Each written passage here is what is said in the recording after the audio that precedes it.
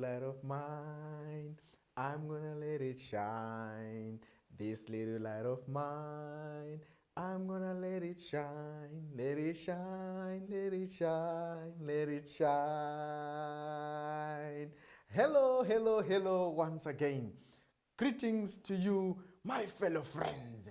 It's Uncle Fafa again, and you're on day number 2. Can we have a word of prayer? Our dear and loving Jesus, thank you for this second day.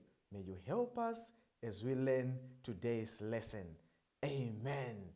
Today's topic, my friends, is Panua Gange.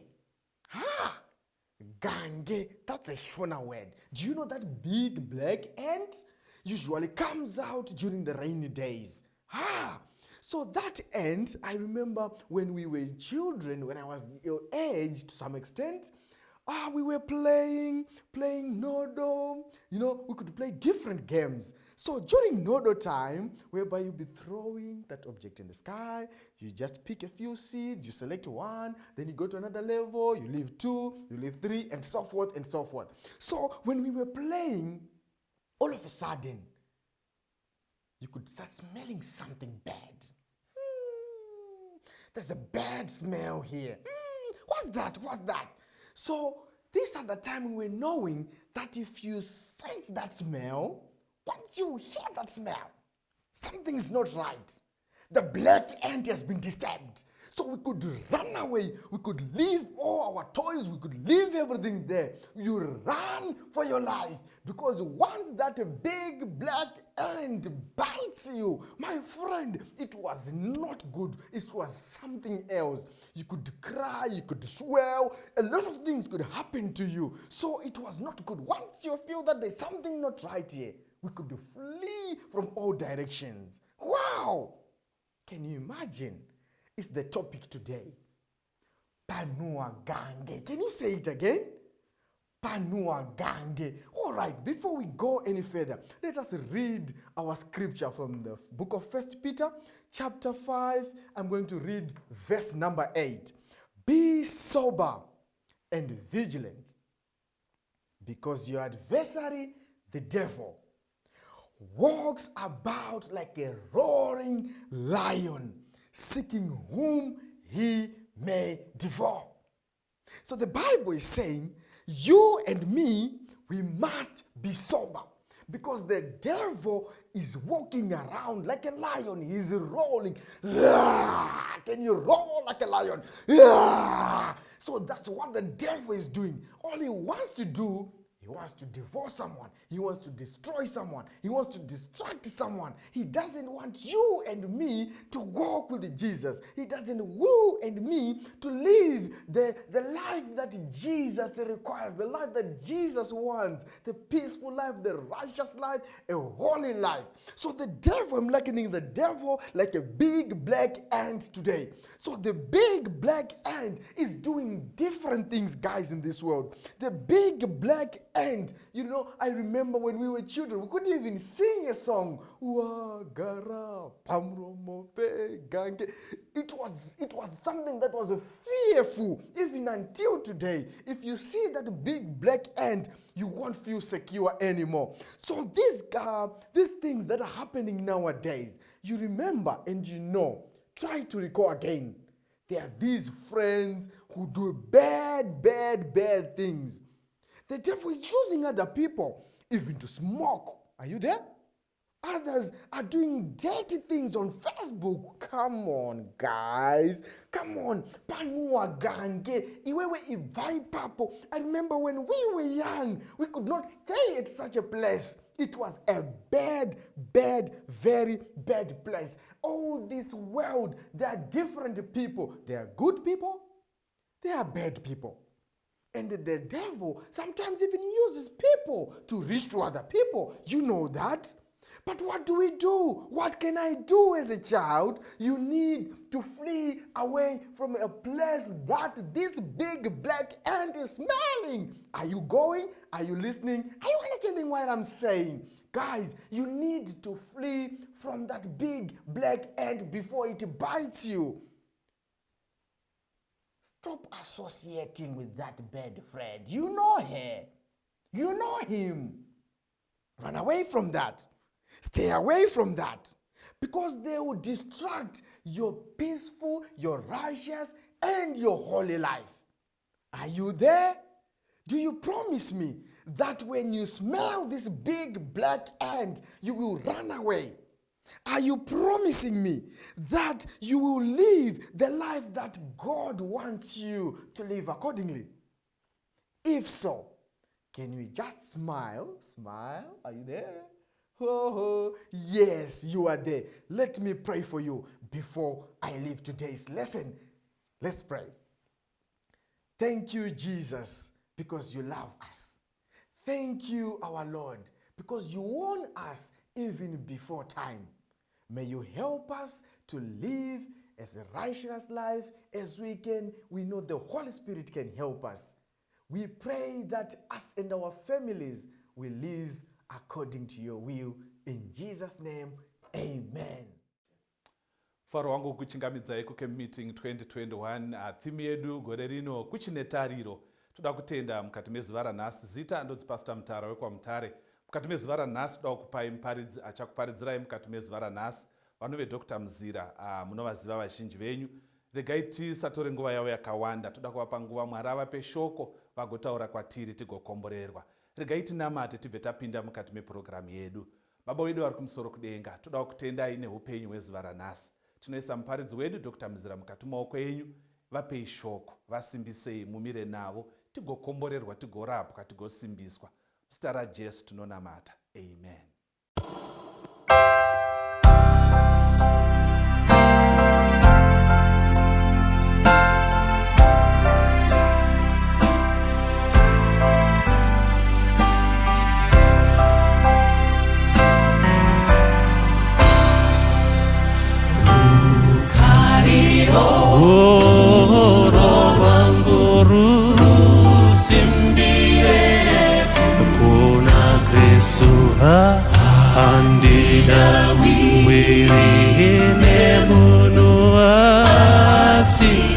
Zita raJesu ndinomira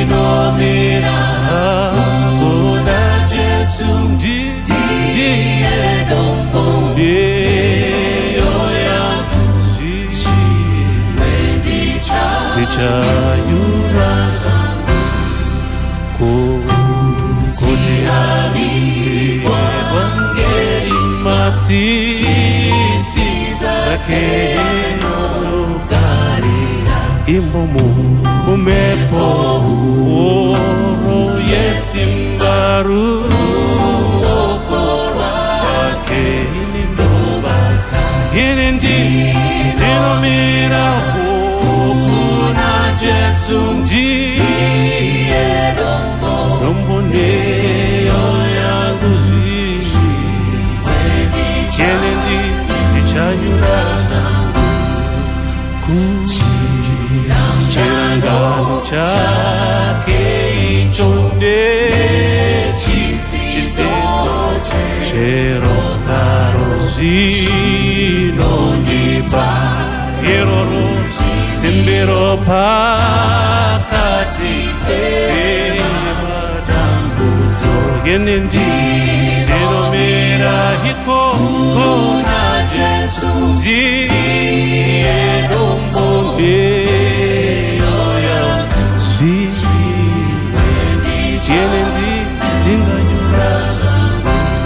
ipo apo eanenge oyanetsuri chazorizwa ene ndinoda kuti ndimerena Jesu ipo pano chiwake ene ndinomeraho na Jesu ndiye dombo eneyo yangu chimwe ndichanyura zangu ndinomira ikoko na Jesu ndiye dombo eneyo yangu chimwe chimwe chanyura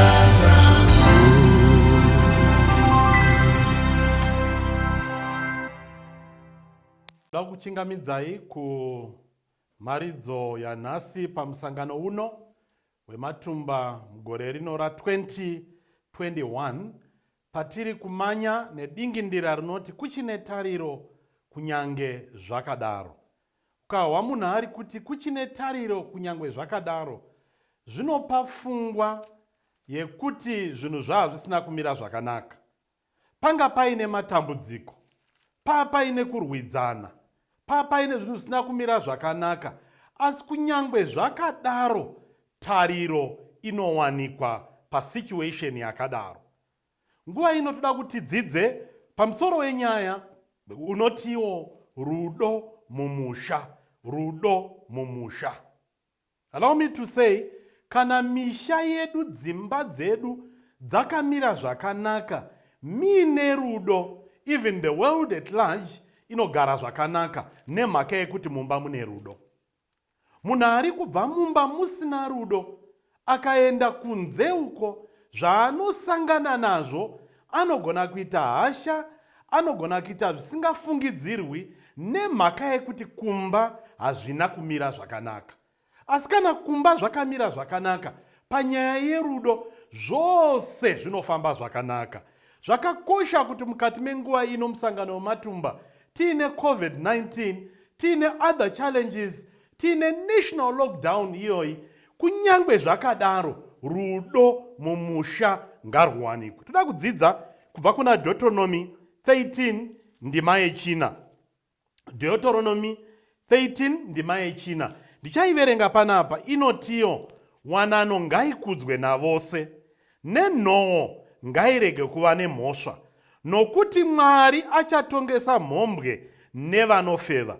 Mwari denanga arikufadza kuverenga kweshoko rake.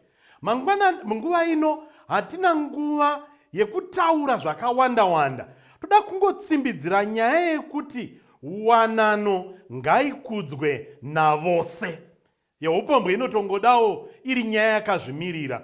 Wanano ngaikudzwe navose zvinomborevei? Kana tiri kutaura pamusoro pewanano, tiri kuverenga mukati meshoko raMwari, wanano iri pakati pemunhurume nemunhukadzi. Saka Mwari kana panapa ari kutaura pamusoro peinonzi wanano, inonzi svitsa pamberi paJehovha, iripo pakati pemunhurume nemunhukadzi. Tadaro Mwari anobva ati izvo panapa, wanano iyi ngaikudzwe navose.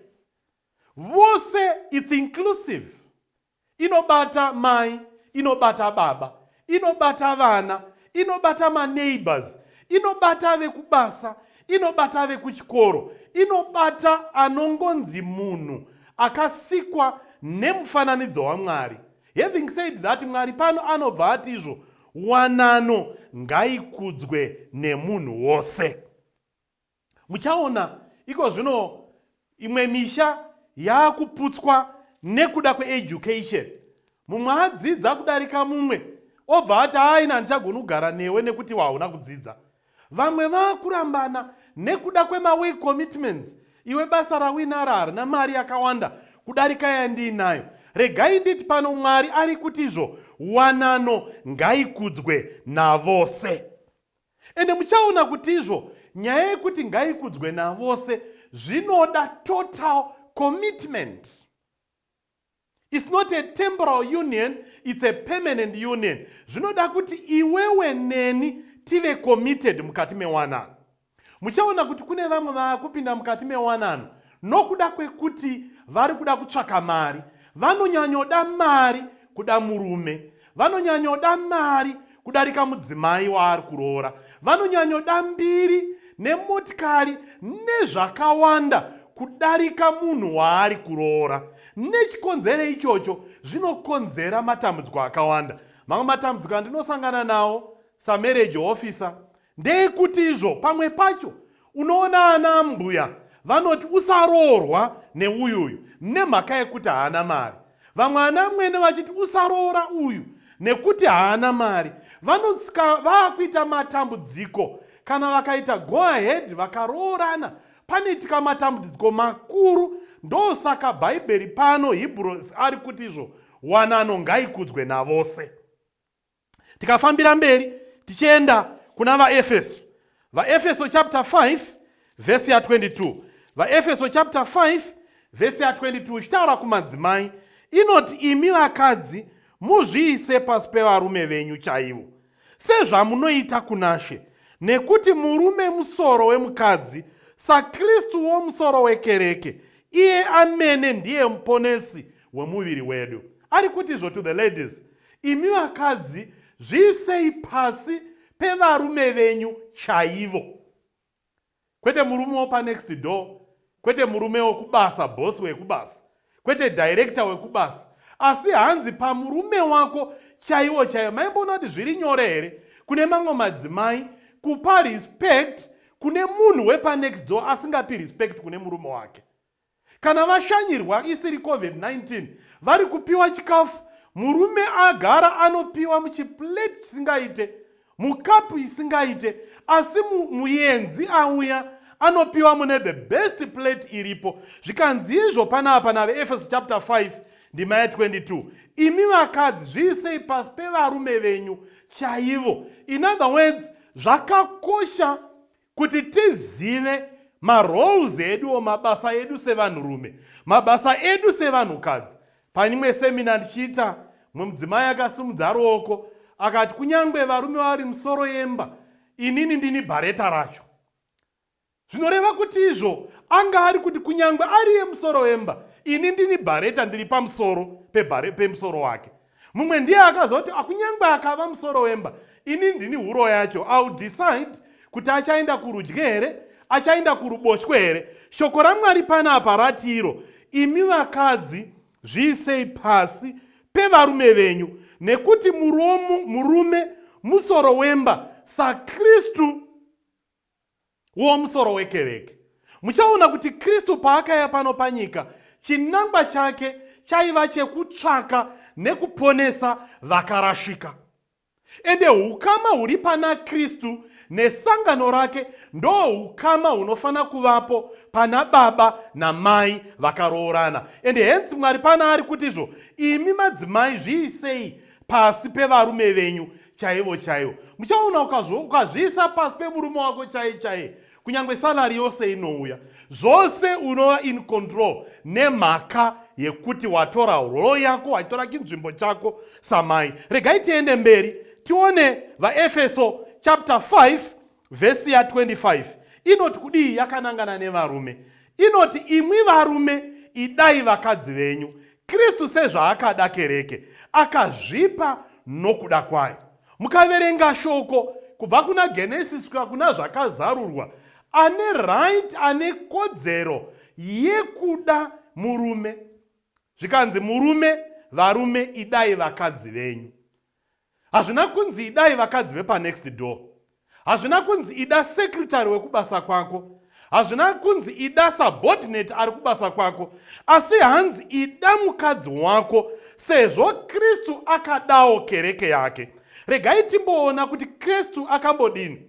Kristu paakabva kudenga kwaive nezvose, akasiya zvose zvakanaka, akasacrifice kunyangwe upenyu hwake kuitira kuti mudzimai wake kereke aponeseke.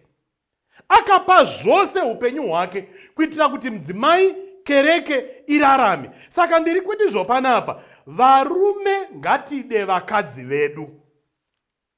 Muchaona kuti kwaakabva kumba kwake achiuya kumba kwenyu, kwaakusina kuti kwaakusina pekuvata kwaari kubva, kwaakusina here chikafu kwaakabva, kwaakusina here mota kwaakabva. Chakaita kuti abveko imhaka yetaipi yerudo yaakashayiwa, yaakawira kwauri. Ouya oita mufakosi, oishayiwa kumba kwavo, akaishayiwa kuno oishayiwa. Munhu opinda pazhara yerudo nekuda kwekuti pane asina kuda mukadzi wake. Zvikanzi neshoko raMwari, imi varume idai vakadzi venyu. Munoona Mwari zano remuchato, Mwari anorifananidza ukama hwake nesangano.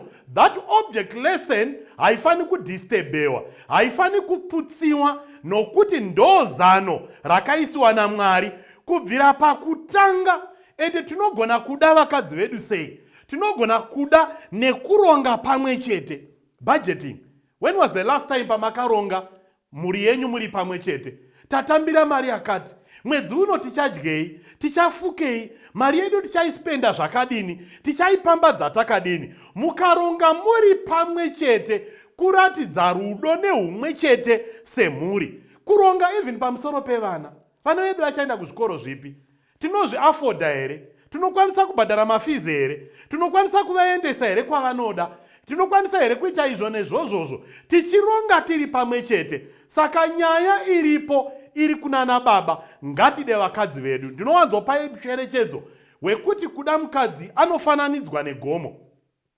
Kana uri kune makomo, ukadeedzera ukati ndinokuda, gomo rinotaura ndinokuda, ndinokuda, ndinokuda. Rinotaura kakawanda kudarika kawataura. Same nemadzimai.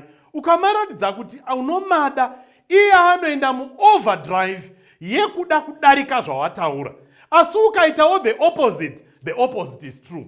Saka tiri kuti madzimai nana baba kuti muve nerudo mumba, mumwe nemumwe ngaaende padzoro rake.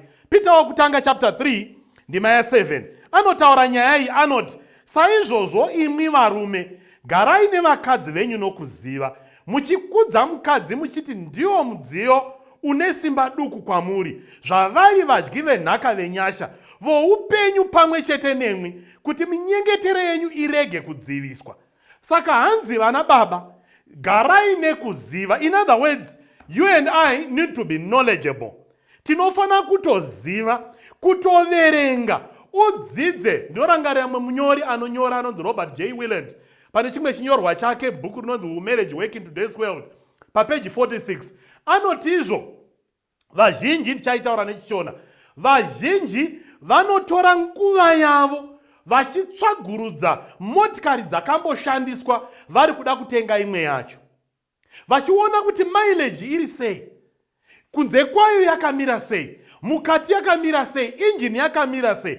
Asi vazhinji vanoita mhosho huru yekuti kana ari kutsvaga wekuroora kana wokuroorwa nayo, haatsvagi kuti akadi, chaanongotsvaga kuti munhurume here kana munhukadzi. Asi Peter pana abva ati imi vanhurume garai nekuziva. Ukagara uchiziva hamupopotedzerani. Ukagara nekuziva kuti mudziyo muduku haumurovi. Ukagara uchiziva kuti mudziyo muduku hamuiutritani nemhaka yekuti unoziva. Zvakakosha kuziva. Ukagara usingazivi panoitika dambudziko guru. Regai nditaure nevamwe ana baba nevamwe ana mai vari mukati memuchato asi havana vana, vamwe vari kushungurudzwa nezvikonzero zvakasiyana. Rumwe rudo rwaifanange rwuripo haruchizipo nemhaka yekuti hapana vana. Mukaverenga kuna Luka chapter 1 kubvira pavhesi ya5 kuenda ku16 tinoona nyaya iripo yemuchinda ainzi Zakarias. Zakaria aiva muprista. Kana tingataura nekutaura kwemazuva ano, anga ari mufundisi. Kunyangwe ari mufundisi kudaro, anga akaroorawo mukadzi ainzi Elizabeth, aiva mumwe aibva kuimba yana Dhavhidha. Asi kunyangwe zvakadaro, muprista uine mukadzi wake vakanga vasina mwana mukati memuchato wavo. Asi vanhu ava vari vaviri, mukaverenga Ruka inoti vanhu ava vari vaviri vakwegura kudaro vasina vana, hanzi vaidanana. Hanzi pavhesi ya6 vakanga vakarurama vose, vari vaviri pamberi paMwari, vachifamba nemirayiro nezvakarurama zvose zvashe, vasina chavangapomerwa. Kunyangwe vakanga vasina mwana, vaifara, vari right pamberi paMwari. Saka regai nditi kunyangwe musina mwana mukati memuchato wenyu, munogona kufara. Zakaria aiva mufundisi nemukadzi wake Elizabeth vakanga vasina mwana. Rimwe zuva Zakaria ari pakati pekushumira mukati metemberi, ngirozi ikauya kwaari akabatwa nekutya, zvikanzi usatya, ndakumhanya mberi zvikanzi uchava nemwana. Vachembera, vakwegura, Zakaria nemukadzi wake vakaita mwana. Mukaverenga Luka chapter 1 vhesi ya 13 Mwari ari kutaura ipapa, anotaura mashoko andinofarira. Zvikanzi mutumwa akati kwaari, usatya Zakariya, nekuti kukumbira kwako kwanzwikwa. Mukadzi wako Erizabhete uchakuberekera mwanakomana. Regai nditi vana vaMwari, kuti muve nerufaro kunyangwe pasina mwana, ngatirambei tiri pana Mwari. Mwari ndiye anopindura minamato. Mwari ndiye anopindura munamato. Zakariya naErizabhete kubvira musi wemuchato vaifara vachipembererwa nevakawanda, asi vakashayiwa mwana, asi vakaramba vaine rufaro. Vachiramba vachinamatira mwana, vakwegura, Mwari akavapa mwana. Regai nditizvo, usarega kunyengetera sezvinoita vamwe. Ranga uchinyengetera, Mwari ndiMwari anonzwa minamato yedu. Regai nditi kuna vabereki tiri kuenda mberi kuti puve nerufaro mukati memusha. Efeso chapter 6 ndima ya 4 inotiyo, imi vabereki, imi ana baba, musagumburisa vana. Mamwe matambudziko mukati memisha imhaka yevabereki. Vamwe vanogumburisa vana, vamwe vabereki vanorova vana nezvibhakera, vamwe vabereki vanorova vana vasina zvavakapfeka, vamwe vabereki vanorova vana nezvinhu zvisingatauriki, vachiiltrita vana. Zvikanzi neshoko raMwari, imi ana baba, musaita provoke your children to wrath. Chengetai vana zvakanaka.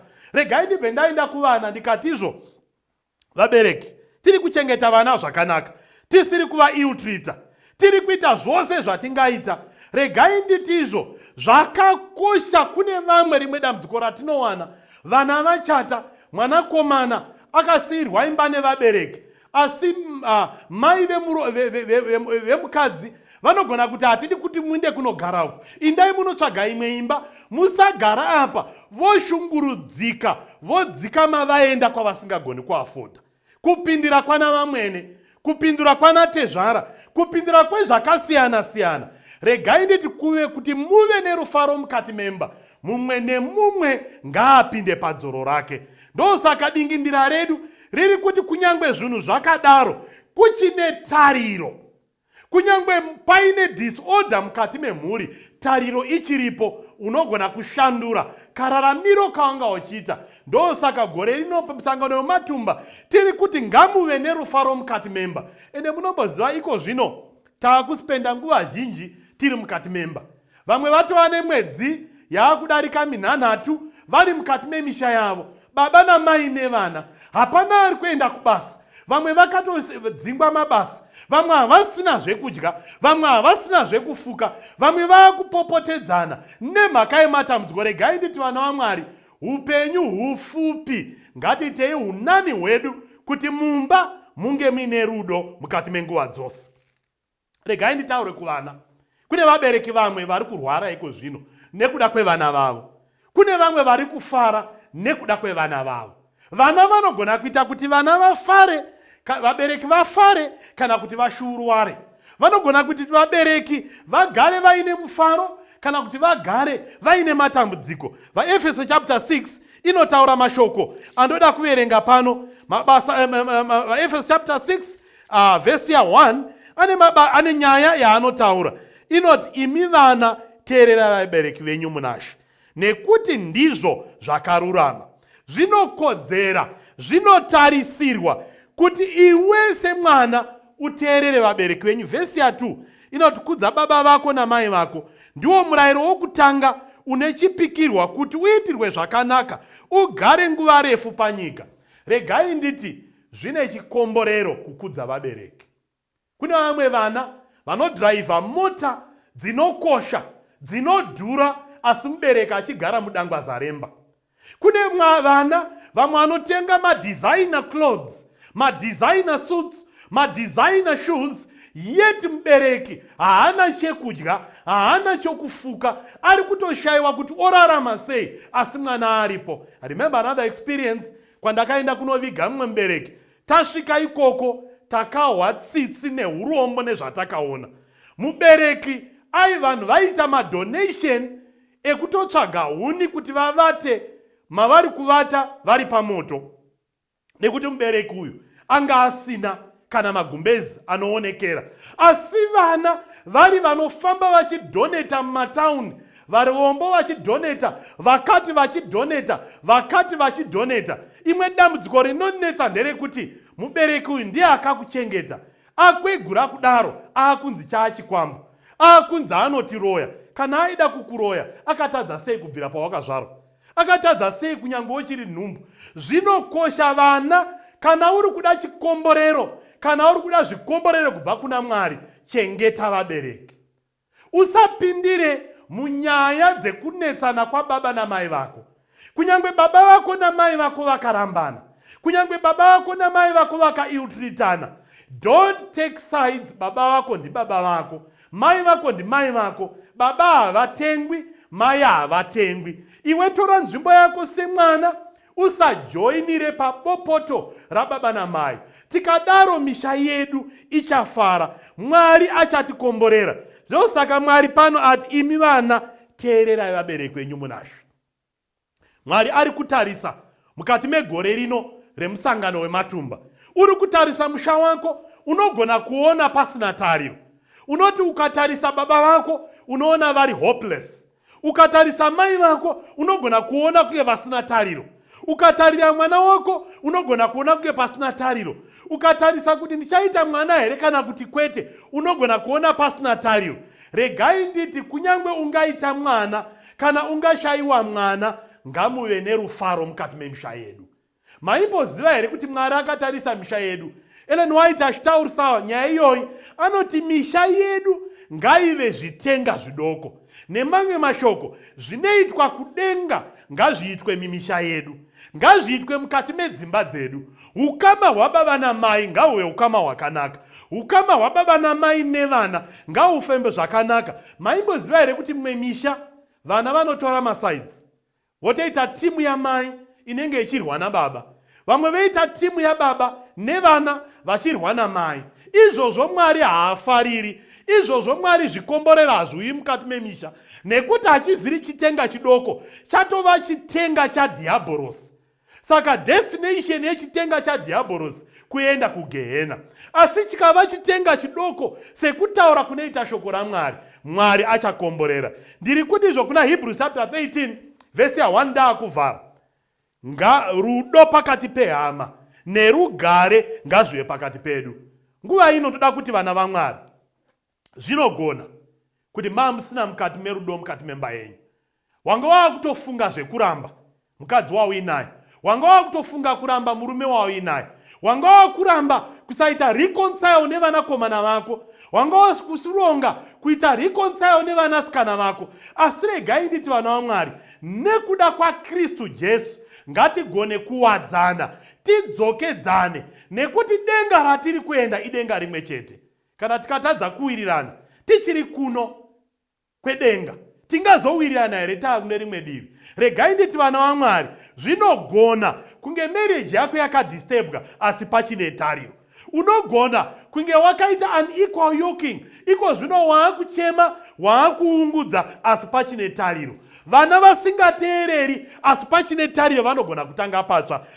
Muchato zvinhu zviri kunetsa, munogona kutanga zvakare patsva. Mwari akukomborerei, Mwari akubatsirei. Tiite semuchinda uya akati vaponeswa zvikanzi, Ishe ndaponeswa pamwe chete nemhuri yangu. Tiite sezvakaita Noa, haana kuponeswa oga, akaponeswa nemhuri yake, nevana vake, nevaroora vake, nemhuri yose. Chikonzero, maiva nerudo mukati memba, vairarama chiKristu mukati memba. Tikararama chiKristu mukati medzimba, kunyange corruption yatinotaura kunyika haiwanikwi, kunyange kuurayana hakungawanikwi, kunyange matambudziko akasiyana siyana anoshayikwa nemhaka yekuti taenda pana Jehovha.